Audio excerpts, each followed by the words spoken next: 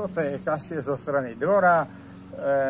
Architekti hovoria tomu, že je to klasicistická, barokovo-klasicistická stavba s rizalitom 5-3-5-8, teda tam je 5 okien, tu sú 3, tam zase 5. A vchod,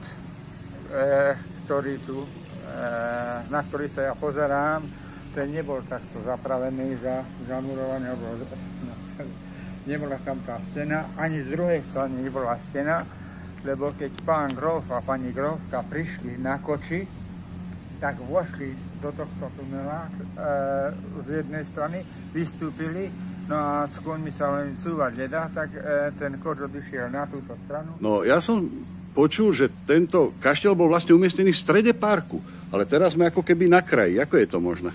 No, je to možné tak, že väčšiu časť parku kaštieľa znivočili vtedy, keď stávali školu.